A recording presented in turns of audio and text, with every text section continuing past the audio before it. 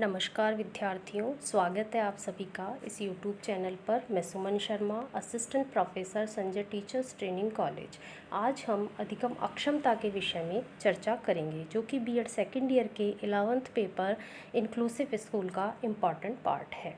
अधिगम अक्षमता, जैसा कि नाम से ही स्पष्ट है, दो अलग अलग पदों अधिगम और अक्षमता से मिलकर बना है। अधिगम शब्द का आशय सीखने से है और अक्षमता का तात्पर्य क्षमता के अभाव या क्षमता की अनुपस्थिति से है। सामान्य भाषा में अधिगम अक्षमता का तात्पर्य सीखने की क्षमता अथवा योग्यता की कमी या अनुपस्थिति से है। औपचारिक शब्दों में अधिगम अक्षमता को विद्यालय पाठ्यक्रम सीखने की क्षमता की कमी या अनुपस्थिति के रूप में परिभाषित किया जा सकता है। मतलब ये कि सीखने की जो क्षमता है उसकी कोई भी जो कमी है उस बालक को हम अधिगम अक्षम कहेंगे। इसे हम अधिगम असमर्थता या अधिगम बाधिता के नाम से भी जानते हैं। अधिगम बालक वे बालक होते हैं जिसमें अधिगम या सीखने की दृष्टि से बहुत अधिक अक्षमता होती है। अधिगम अक्षमता से अभिप्राय बालक के सुनने, बोलने, समझने व पढ़ने लिखने संबंधी अपूर्ण योग्यता का होना है। अधिगम अक्षमता पद का सर्वप्रथम प्रयोग 1963 ईस्वी में सैमुअल किर्क द्वारा किया गया था और इसे निम्न शब्दों में परिभाषित किया गया था। अधिगम अक्षमता को वाक, भाषा, पठन, लेखन या अंकगणितीय प्रक्रियाओं में से किसी एक या अधिक प्रक्रियाओं में मंदता, विकृति अथवा अवरुद्ध विकास के रूप में परिभाषित किया जा सकता है, जो संभवतः मस्तिष्क कार्य विरूपता और संवेगात्मक अथवा व्यवहारिक विक्षोभ का परिणाम है, न कि मानसिक मंदता, संवेदी अक्षमता अथवा सांस्कृतिक या व्यवहारिक अनुदेशन कारक का।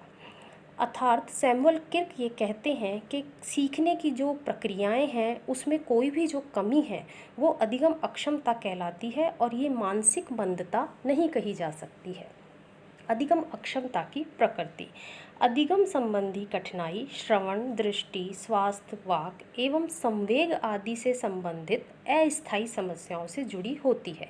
समस्या का समाधान होते ही अधिगम संबंधी वह कठिनाई समाप्त हो जाती है। इसके विपरीत अधिगम अक्षमता उस स्थिति को कहते हैं जहां व्यक्ति की योग्यता एवं उपलब्धि में एक स्पष्ट अंतर हो और यह अंतर संभवतः स्नायु जनित होता है तथा वह व्यक्ति विशेष में आजीवन उपस्थित रहता है।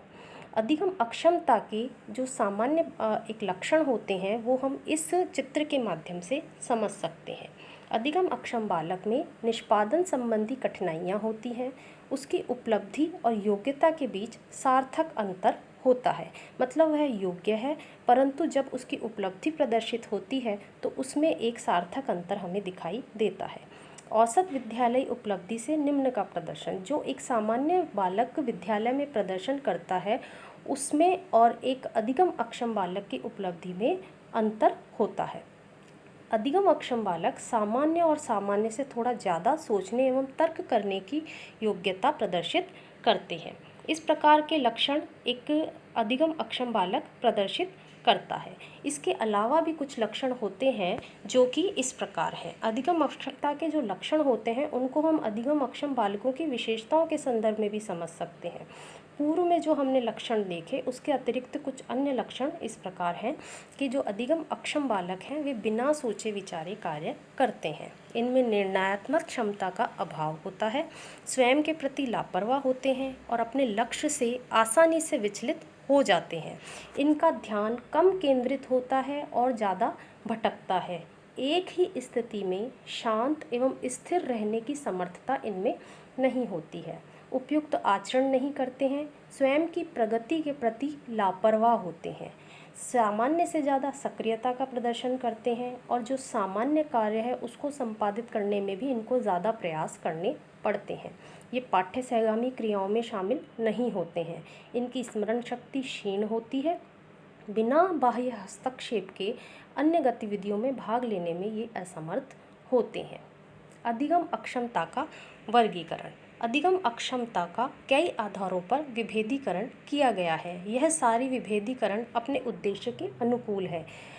इसका प्रमुख विभेदीकरण ब्रिटिश कोलंबिया एवं ब्रिटेन के शिक्षा मंत्रालय द्वारा प्रदर्शित पुस्तक supporting student with learning disability a guide for teachers में दिया गया है, जो कि निम्नलिखित है। जिसमें सबसे पहला है डिसलेक्सिया, जो कि पढ़ने संबंधी विकार है। इसमें पढ़ने, समझने, अक्षरों को क्रमबद्ध करने संबंधी समस्या एक बालक महसूस करता है और ये भाषा के लिखित, मौखिक व भाषाई दक्षता को प्रभावित करता है।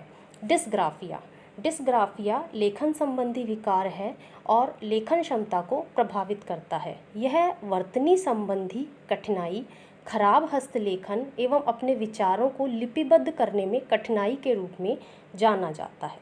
डिसकैल्कुलिया गणितीय कौशल संबंधी विकार। इसके अंतर्गत अंकों, संख्याओं के अर्थ समझने की अयोग्यता से लेकर अंक गणितीय समस्याओं के समाधान में सूत्रों एवं सिद्धांतों के प्रयोग की अयोग्यता तथा सभी प्रकार के गणितीय कौशल अक्षमता शामिल है। डिस्फेसिया वाक संबंधी विकार। यह एक भाषा एवं वाक संबंधी विकृति है जिससे ग्रसित बच्चे विचार की अभिव्यक्ति, व्याख्यान के समय कठिनाई अनुभव करते हैं। इस अक्षमता के लिए मुख्य रूप से मस्तिष्क क्षति को उत्तरदायी माना जाता है। डिस्प्रैक्सिया लेखांकन एवं चित्रांकन संबंधी विकार। यह मुख्य रूप से चित्रांकन संबंधी अक्षमता की ओर संकेत करता है। इससे ग्रसित बच्चे लिखने एवं चित्र बनाने में कठिनाई महसूस करते हैं। डिसऑर्थोग्राफिया वर्तनी संबंधी विकार। इसमें आम तौर पर वर्तनी के साथ कठिनाइयों में शब्द रचना में चूक, मनमाने ढंग से गलत वर्तनी का प्रयोग, कमज़ोर लेखन अभिव्यक्ति और व्याकरण में त्रुटि आदि आती है। इसके पश्चात है ऑडिटरिंग प्रोसेसिंग डिसऑर्डर, मतलब श्रवण संबंधी विकार। यह मस्तिष्क प्रक्रियाओं को प्रभावित करने वाले विकारों की एक किस्म का वर्णन करता है। यह श्रवण प्रक्रिया को प्रभावित करने वाली एक स्थिति है जिसमें बालक सुनता जो कुछ भी सुनता है उसकी व्याख्या सही ढंग से नहीं कर पाता है।